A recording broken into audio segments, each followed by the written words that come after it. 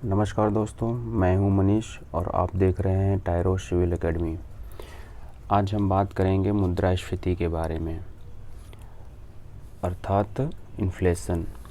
दीर्घकाल में जब कीमतों के समान स्तर में निरंतर वृद्धि होती है तो अर्थशास्त्र में इसे मुद्रास्फीति कहते हैं।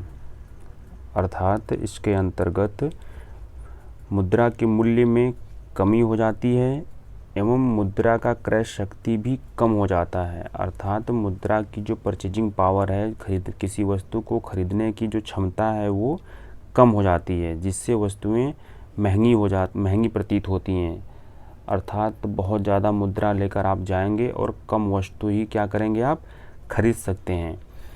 जब किसी भी अर्थव्यवस्था में वस्तुओं एवं सेवाओं की आपूर्ति की अपेक्षा मुद्रा की आपूर्ति अधिक हो जाती है तो इस स्थिति में वस्तुओं एवं सेवाओं की आपूर्ति की अपेक्षा उसकी मांग अधिक होने लगती है। अर्थात जब किसी भी अर्थव्यवस्था में वस्तु की जो पूर्ति है उसकी तुलना में मुद्रा की पूर्ति अधिक हो जाती है तो लोगों के पास अधिक से अधिक धन एकत्रित होता है, तो लोग अधिक से अधिक खरीदारी करना शुरू करते हैं। जैसे ही खरीदारी करना शुरू करेंगे होगा क्या कि वस्तु की जो पूर्ति है वो पूर्ववत बनी रहती है, मतलब पहले निरंतर जो अवस्था चल रही थी वो चलती रहती है। अचानक से उसमें वृद्धि होने से, वस्तु की जो मांग में वृद्धि होने से कीमतें जो होती हैं वो बढ़ जाती हैं, जिससे अर्थव्यवस्था में स्फीति आ जाती है, अर्थात वस्तुएं महंगी हो जाती हैं।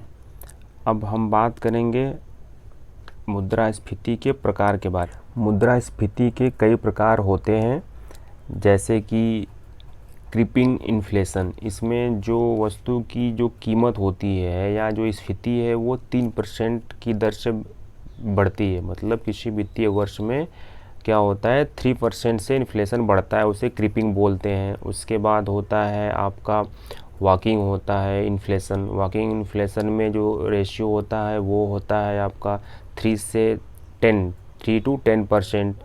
वॉकिंग के बाद आता है रनिंग इन्फ्लेशन। रनिंग इन्फ्लेशन जो होता है 10 to 20% होता है। देन उसके बाद रनिंग इन्फ्लेशन के बाद आता है गैलोपिंग इन्फ्लेशन। इसमें जो इन्फ्लेशन होता है, स्फीति होती है, बहुत ज़्यादा हो जाती है।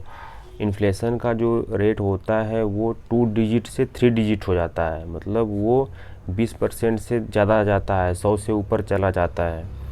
इस गैलोपिंग इन्फ्लेशन के बाद आता है लास्ट आपका हाइपर इन्फ्लेशन। इसमें ये बहुत उच्च इन्फ्लेशन होता है, इसमें 3 to 4 डिजिट हो जाता है, जो रेशियो है वो 4 डिजिट में चलने लगता है।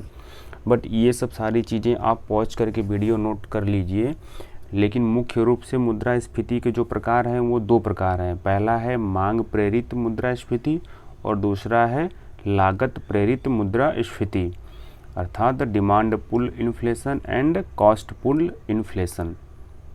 पहला हम बात करेंगे डिमांड पुल इन्फ्लेशन या मांग प्रेरित मुद्रास्फीति।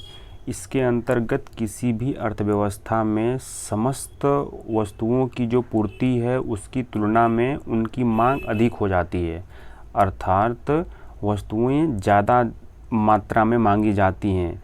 जनता द्वारा वस्तुओं की जो वर्तमान कीमतों पर अधिक मांग हो जाती है, परंतु उसकी जो पूर्ति है वो पूर्ववत बनी रहती है।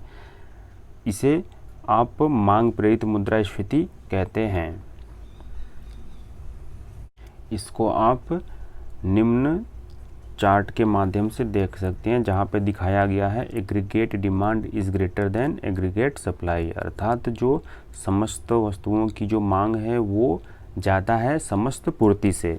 अब समस्त मांग में वृद्धि के कारण क्या होते हैं जिससे इन्फ्लेशन होता है। इसमें पहला आपका है उपभोक्ताओं द्वारा अधिक व्यय, मतलब जो भी लोग हैं अर्थव्यवस्था में, जो भी उपभोक्ता हैं वो अधिक से अधिक व्यय करना शुरू कर देते हैं, जबकि उसकी पूर्ति सीमित होती है, जिससे वस्तुओं की कीमतें बढ़ जाती है।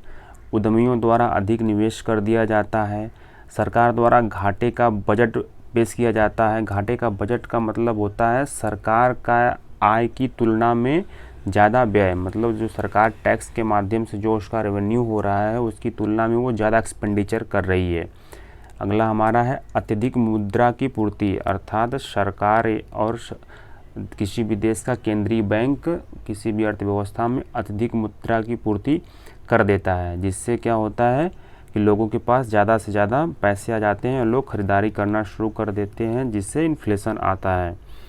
इसको आप सरल तरीके से इस डायग्राम में आप देख सकते हैं। डिमांड बढ़ रहा है लेकिन सप्लाई कम है, जिससे प्राइस ऊपर हो रहा है। मुद्रा की जो परचेजिंग पावर है, क्रय शक्ति है, वो कम हो रही है और अंततः इन्फ्लेशन हो जा रहा है। अगला हमारा है लागत प्रेरित मुद्रास्फीति या कास्ट पुश इन्फ्लेशन।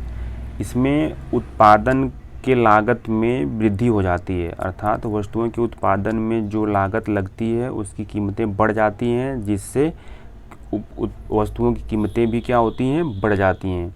लागतों की में वृद्धि के कारण वस्तुओं की कीमत स्तर में बढ़ोतरी होती है, जिससे वस्तुएं महंगी होती हैं, अर्थात इन्फ्लेशन की स्थिति आ जाती है। इसके निम्न कारण होते हैं। वस्तुओं की कीमतों में वृद्धि या लागतों में जो वृद्धि होती है उसके निम्न कारण होते हैं।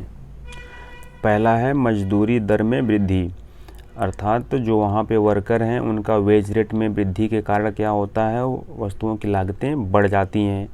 कच्चे माल की कीमतों में वृद्धि, जो भी वहाँ पे रॉ मटेरियल्स यूज होते हैं किसी वस्तु के प्रोडक्शन में, उनकी कीमतें जब बढ़ती हैं अर्थात वस्तुओं की लागत क्या होती है, बढ़ जाती है। प्राकृतिक आपदा के कारण बाढ़, सूखा, भूकंप इत्यादि कारण भी कभी कभी क्या होता है, लागतें बढ़ जाती हैं किसी भी वस्तु के। और मानवीय कारण जैसे हड़ताल, तालाबंदी लोग कर देते हैं, इस स्थिति में भी वस्तु की जो लागतें होती हैं वो बढ़ जाती हैं। अब इसको आप एक सरल डायग्राम के माध्यम से आसानी से समझ सकते हैं। देखिए, जब लागतें बढ़ती हैं प्रोडक्शन क्या होता है, कम हो जाता है। जब प्रोडक्शन कम होने का मतलब मार्केट में सप्लाई की स्थिति भी कम हो जाती है, लेकिन आपकी डिमांड पूर्ववत बनी हुई है, अर्थात हम कह सकते हैं डिमांड ज़्यादा हो जाती है। डिमांड ज़्यादा होती है और वस्तुएं कम हैं तो प्राइस इस स्थिति में बढ़ेगा। प्राइस बढ़ेगा, इसका मतलब वो जो मुद्रा का जो परचेजिंग पावर है, क्रय शक्ति है, वो कम होगी और फाइनली अर्थव्यवस्था में इन्फ्लेशन आ जाएगा। तो आज का हमारा टॉपिक था इन्फ्लेशन, जिसमें मुख्य रूप से हमने देखा cost push inflation and demand pull inflation. Video अच्छा लगा तो आप इसको लाइक करें, शेयर करें और चैनल को सब्सक्राइब करिए। धन्यवाद।